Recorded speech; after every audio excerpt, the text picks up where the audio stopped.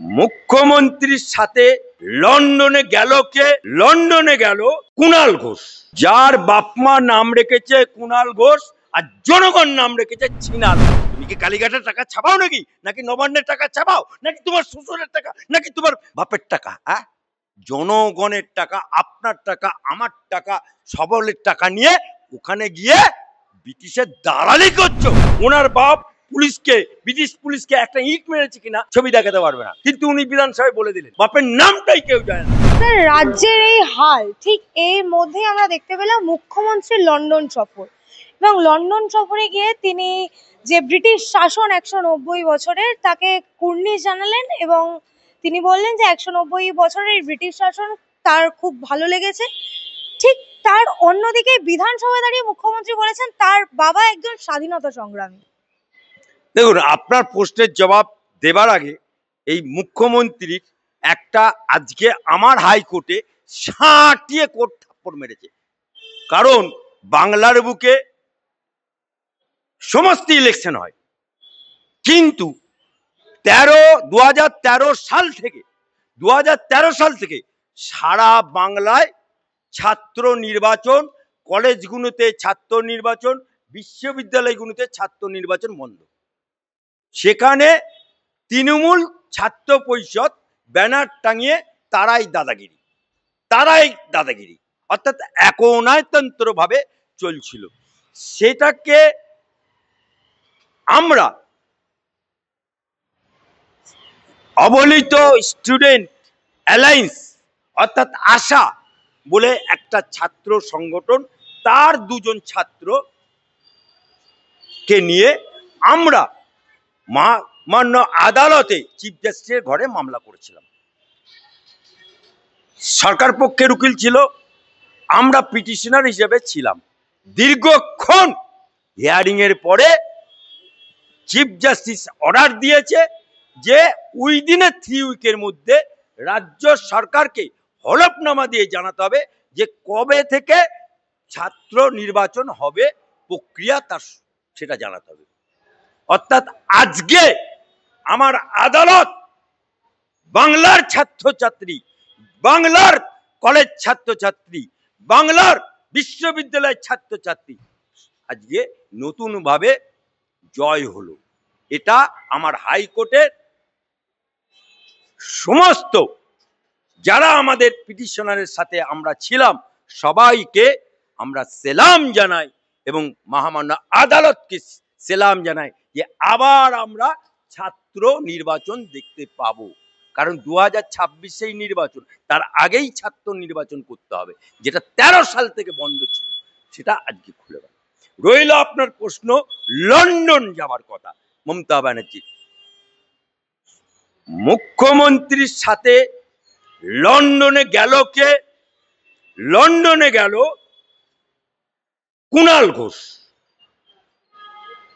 যার বাপমা নাম রেখেছে কুণাল ঘোষ আর জনগণ নাম রেখেছে ছিনাল ঘোষ। সেই লোকটি পিজেন ভ্যান বাজিয়ে বলেছিল মমতা চোর। সেই লোকটি পিজেন ভ্যান বাজিয়ে বলেছিল শাহাদার টাকা সব কালীঘাট আছে। সেই লোকটি কিন্তু সঙ্গে গেছে এবং সেই মমতা ব্যানার্জিকে নক করো মুখ্যমন্ত্রী,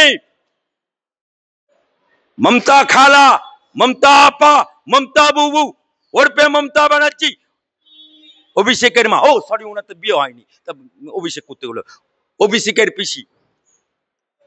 এই ব্রিটিশকে তাড়ানোর জন্য, ব্রিটিশের আগে 700 বছর মুসলমান রাজত্ব করেছে, তারপরে ব্রিটিশ এসছে, এই ব্রিটিশকে তাড়ানোর জন্য নবাব সিরাজদৌল্লাকে খুন হতে হয়েছিল।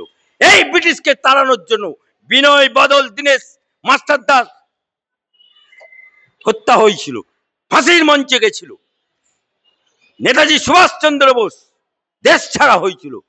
আজকে এই স্বাধীনতা আনার জন্য কত মায়ের কোল খালি হয়ে গেছে, কত বাপের কোল খালি হয়ে গেছে, কত মা সন্তান হারা হয়েছে, কত মা বিধবা হয়েছে, কত বোন বিধবা হয়েছে। মাতঙ্গিনী হাজরা থেকে শুরু করে রানী লক্ষ্মীবাই থেকে শুরু করে আজ পর্যন্ত ইন্ডিয়া গেটে শহীদদের নাম জলজল করছে। আলেম ওলেমা মুসলমান হিন্দু সবাই লড়াই করেছিল কাঁধে কাঁধ মিলিয়ে ব্রিটিশকে তাড়ানোর জন্য।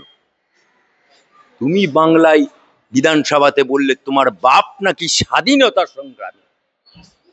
আমি জানি না একটা প্রমাণ দেখাতে পারবে কিনা ওনার বাপ পুলিশকে ব্রিটিশ পুলিশকে একটা ইট মেরেছে কিনা ছবি দেখাতে পারবে না, কিন্তু উনি বিধানসভায় বলে দিলেন আমি আমার বাপ স্বাধীনতা সংগ্রামী। বাপের নামটাই কেউ জানে না, মায়ের নাম সবাই জানে গীতা রানী, গীতা দেবী, বাপের নাম তো কেউ জানে না। তুমিও তো আজ পর্যন্ত বলছো না আমার বাপের নাম কি, আজ পর্যন্ত বাপের নাম বলছে না, খালি বলছে স্বাধীনতা। বাপের নামটা বল না, হ্যাঁ বাপের নামটা বল, আমরা খাজ করে দেখি।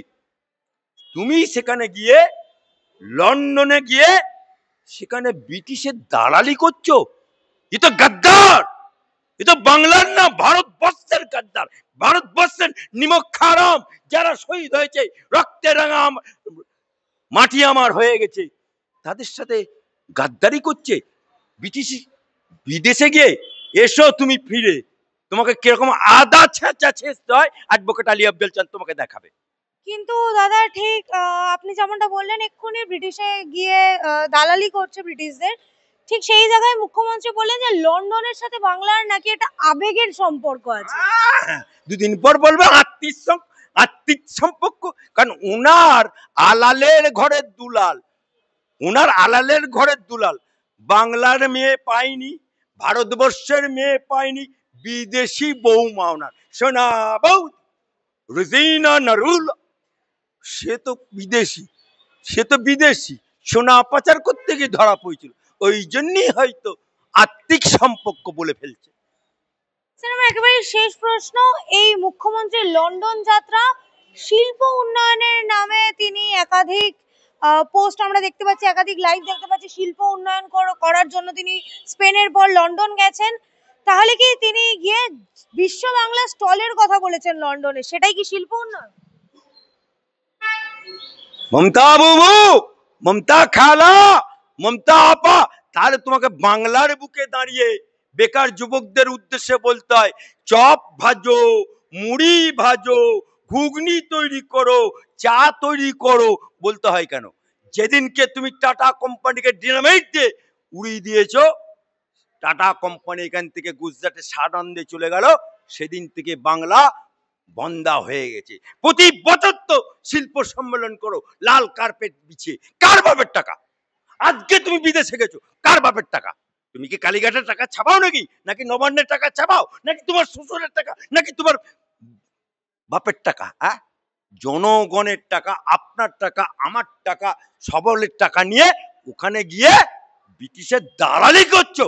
ফিরে এসো, তারপরে তোমাকে আমি দেখে নেবো এই হাইকোর্টে। স্যার এই যে আপনি এক্ষুনি বেকারত্বের কথা বললেন, মুখ্যমন্ত্রী লন্ডনে গিয়ে স্টেটমেন্ট দিয়েছেন যে অন্য যে কোনো জায়গায় বেকারত্ব বাড়লেও বাংলায় বেকারত্ব 46% কমেছে। 46%।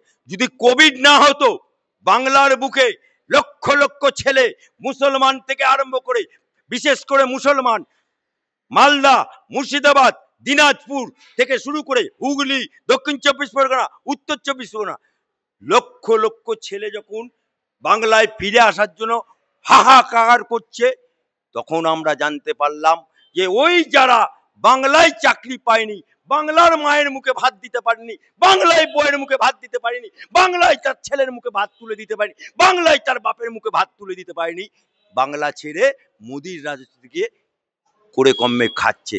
আর আজ তুমি বলছো একটাই তো চাকরি একটু খুলেছিল, সেটা হচ্ছে শিক্ষা দপ্তরে, সেখানে তো আবার টাকার জোরে তোমরা বিয়ে দিয়ে দিলে, অর্থাৎ শিক্ষা দপ্তরে ফেলো করি মাখো তেল, এই করতে গিয়ে আজকে তোমার শিক্ষামন্ত্রী জেল খাচ্ছে।